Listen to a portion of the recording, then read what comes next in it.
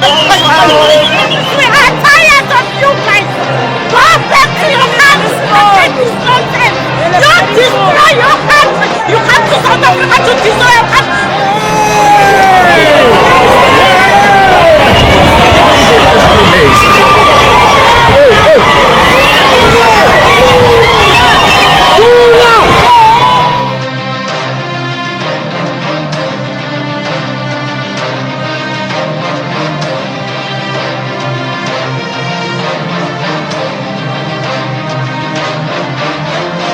ደቡብ አፍሪካ በ12 ብሔራዊ ቋንቋዎቿና በተለያዩ የባህል ስብጥሮቿ ምክንያት ቀስተ ደመናዊቷ ሀገር ዘ ሬንቦ ኔሽን በመባል የምትታወቅ አስደናቂ ለውጥን ያስመዘገበች ታላቅ ሀገር ናት። ከድራከንስበርግ ተራሮች ጫፍ አንስቶ እስከ ጆሃንስበርግ የከተማ ግርግርና እስከ ታዋቂው ቴብል ማውንቴን ድረስ መገለጫዎቿ ናቸው። ሀገሪቱ እንደ ውስብስብ ታሪኳ ሁሉ እጅግ የተለያየ መልክዓ ምድራዊ ውበት አላት። በክሩገር ብሔራዊ ፓርክ የሚገኙ የዱር እንስሳት ጥበቃም ሆነ በአህጉሪቱ ባላት ኢኮኖሚያዊ ጥንካሬ ደቡብ አፍሪካ ጥንታዊ ወጎችና ዘመናዊ ፈጠራዎች የሚገኙባት ማራኪ ሀገር ናት።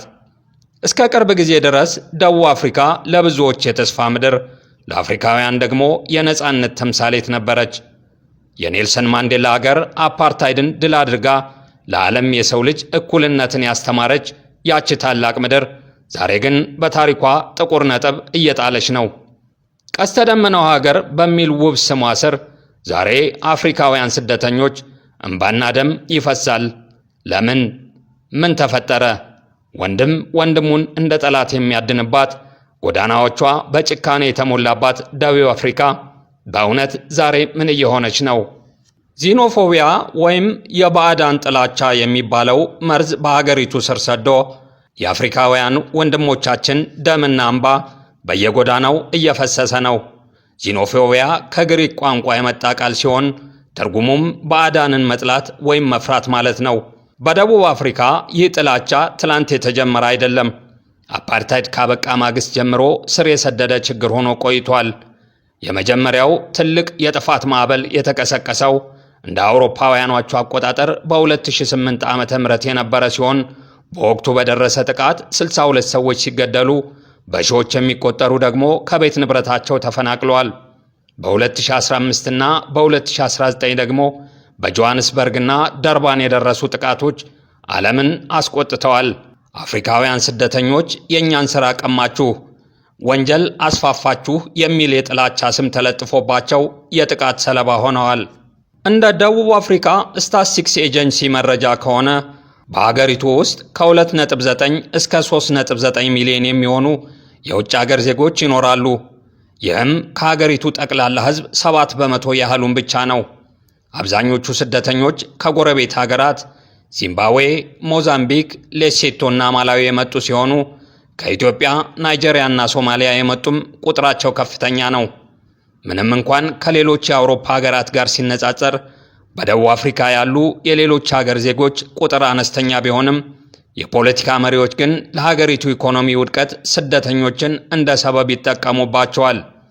በደቡብ አፍሪካ በስደተኞች ላይ የሚደርሰው መከራ፣ ግድያና ዘረፋ አንዳንድ ጊዜ እየተፋፋመ ሌላ ጊዜ ደግሞ እየቀነሰ የቆየ ቢሆንም ዛሬ ላይ ግን መከራው እየበረታ ደቡብ አፍሪካውያን በአፍሪካውያን ወንድምና እህቶቻቸው ላይ የግፍ በትርን እያሳረፉባቸው ነው።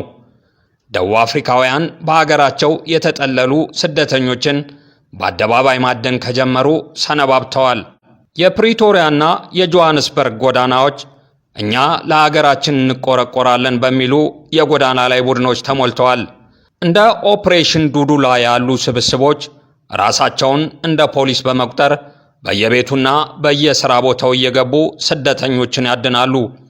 ሰነድ የመጠየቅና የማዋከብ ሥልጣን ባይኖራቸውም በቡድን ተደራጅተው በስደተኞች ላይ የሚያደርሱት አካላዊ ጥቃትና ስነ ልቦናዊ ጫና እጅግ ዘግናኝ ነው።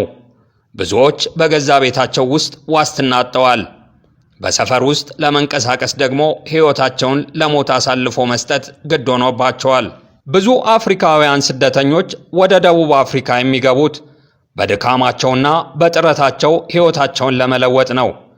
ነገር ግን የጥላቸው ሰለባ ሲሆኑ መጀመሪያ የሚነጠቁት የለፉበትን ንብረት ነው። ስራችንን ቀማችሁ፣ ንግዱን ተቆጣጠራችሁ በሚል የሐሰት ሰበብ ስደተኞች የገነቧቸው ትናንሽ ሱቆችና የንግድ ተቋማት በእሳት ይጋያሉ፣ ንብረታቸውም በአደባባይ ይዘረፋል። ይህ ጥቃት ስደተኛውን ከድህነት ወደ ባሰ ድህነት የሚጥል ብቻ ሳይሆን ተስፋ አስቆርጦ ከሀገር እንዲወጡ የሚያደርግ ስልታዊ ጥቃት ነው።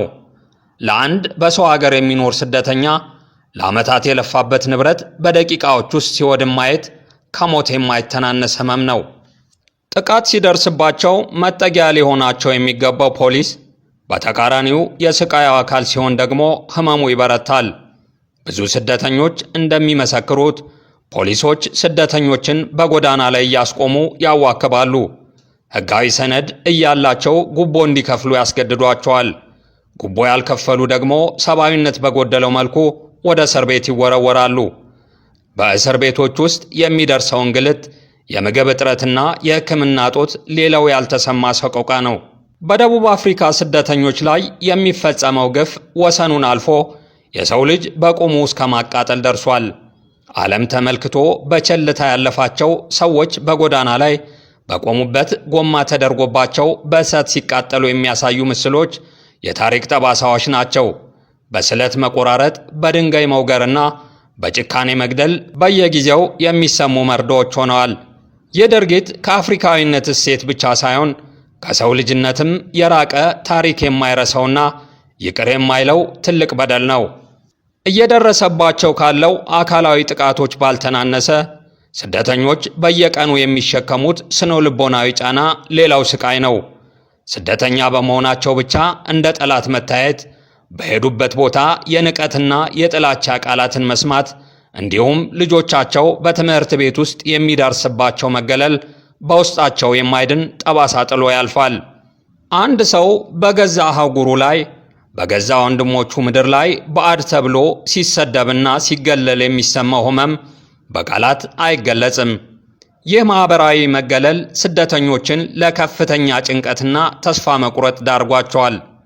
የፕሬዝዳንት ሲሪል ራማፎዛ መንግሥት ጥቃቶቹን በይፋ ሲያወግዝ ቢቆይም በተግባር ግን ጥቃቱን የሚያባብሱ እርምጃዎችን እየወሰደ ነው ተብሎ ወቀሳ እየቀረበበት ይገኛል። መንግሥት የወንጀል መጨመርን ከስደተኞች ጋር ማያያዙ ኦፕሬሽን ዱዱላ ለተባሉ ጽንፈኛ ቡድኖች ስደተኞችን ለመቀጥቀጥ የሚያመች ዱላ እንደማቀበል ሆኗል። እነዚህ ቡድኖች ሕገወጥ ስደተኞችን እናስወጣለን በሚል ስም በየቤቱ እየገቡ ሰዎችን ያድናሉ። መንግሥት ደግሞ በሌላ በኩል የዚምባብዌ ስደተኞችን የመኖሪያ ፈቃድ ለመሰረዝ መሞከሩ ስደተኛው ይበልጥ ለጥቃትና ለጭንቀት እንዲጋለጥ አድርጎታል።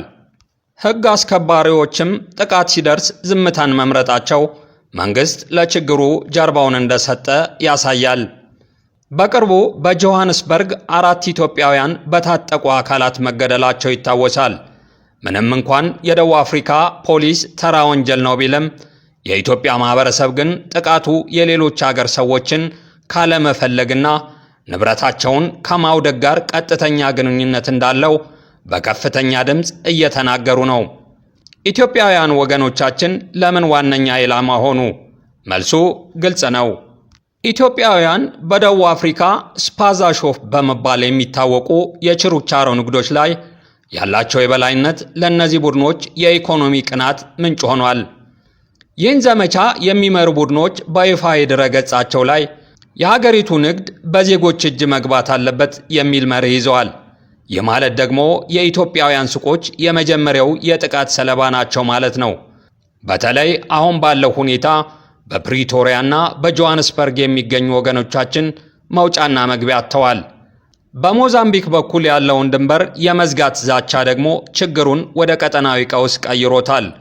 የደቡብ አፍሪካ መንግሥት አሁኑኑ እርምጃ ካልወሰደ የ2008ቱ አስከፊ የዘር ማጥፋት ጥቃት ዳግም ሊከሰት እንደሚችል የተባበሩት መንግሥታት ድርጅት ሳይቀር ማስጠንቀቂያ ሰጥቷል። እንደ ናይጄሪያና ጋና ያሉ ሀገራት ዜጎቻቸውን ለማስወጣት ዝግጅት መጀመራቸውን በይፋ ሲያሳውቁ፣ የኢትዮጵያ ኤምባሲ ግን አሁንም ጥንቃቄ አድርጉ ከሚል መግለጫ ባለፈ የዲፕሎማሲ እርምጃ ለመውሰዱ በስደት ላይ ያሉ ወገኖቻችንን ለከፍተኛ ስጋት አጋልጧል። ደቡብ አፍሪካውያን ለነጻነታቸው ሲታገሉ መላው አፍሪካ ከጎናቸው ነበር። ኢትዮጵያን ጨምሮ ብዙ የአፍሪካ ሀገራት ለደቡብ አፍሪካውያን መጠጊያና ድጋፍ ሆነው ቆይተዋል። ዛሬ በደቡብ አፍሪካ የጥቃት ዋነኛ ኢላማ ተደርገው ልጆቿ በግፍ የሚገደሉባት ኢትዮጵያ ለኔልሰን ማንዴላና ለጸረ አፓርታይድ ትግሉ ያደረገችው ድጋፍ ለደቡብ አፍሪካ ነጻነት ወሳኝ ምዕራፍ የነበረው ሲሆን ይህም በአጠቃላይ አህጉራዊ ትብብር ውስጥ ትልቅ ስፍራ አለው። ማንዴላ ኤምፐረር ኃይለ ሥላሴ the reactionary trained Mandela the revolutionary። እንደ ታንዛኒያ፣ ዛምቢያና ኢትዮጵያ ያሉ ሀገራት ለነጻነት ታጋዮች መደበቂያና ወታደራዊ ማሰልጠኛ በመስጠት ቀዳሚው ሚና የተጫወቱ ሲሆን በተለይም ማንዴላ እንደ አውሮፓውያኖቹ ዘመን አቆጣጠር 1962 አዲስ አበባ በሚገኝ ቃሊቲ ካምፕ የመጀመሪያውን ወታደራዊ ስልጠና እንዲወስኑና በዴቪድ ሞትሳማዮ በሚል ስም የኢትዮጵያ ፓስፖርት ይዘው እንዲንቀሳቀሱ ተደርጓል። አንጎላና ሞዛምቢክ ከደቡብ አፍሪካ አፓርታይዳዊ መንግስት የሚሰነዘርባቸውን ጥቃት ተቋቁመው ለኤኤንሲ የትግል ነጻነት መሬት ሲፈቅዱ፣ ናይጄሪያ ደግሞ ከፍተኛ የገንዘብና የዲፕሎማሲ ድጋፍ በማድረግ አፓርታይድ በዓለም አቀፍ ደረጃ እንዲገለል አድርገዋል። እነዚህ ሀገራት በአፍሪካ አንድነት ድርጅት በኩል በጋራ በመቆም የገጠማቸውን የኢኮኖሚና የድህነት ጫና ድል በማድረግ ለደቡብ አፍሪካ ነጻነትና ለዲሞክራሲያዊ ስርዓት መፈጠር የማይተካ አስተዋጽኦ አበርክተዋል። ዛሬ ግን ያ ታሪክ ተረስቶ ወንድም ወንድሙን እያሳደደ ነው። ይህ ግፍ ማቆም ያለበት ዛሬ ነው። የአፍሪካ አንድነት በቃላት ብቻ ሳይሆን በተግባር መታየት ያለበት አሁን ነው። ክቡራን አድማጭ ተመልካቾቻችን እናንተስ በዚህ ጉዳይ ላይ ምን ትላላችሁ? ይህንን ስር የሰደደ ጥላቻ ለማስቆም ምን መደረግ አለበት? የአፍሪካ ህብረትስ ለምን ዝምታውን መረጠ? ሐሳባችሁን በኮመንት አጋሩን። ለወንድሞቻችን ድምፅ ለመሆን ቪዲዮውን ላይክ እና ሼር ማድረጋችሁን አትርሱ። ኢትዮጵያና አፍሪካ ለዘላለም ይኑሩ። ቸር ይግጠመን።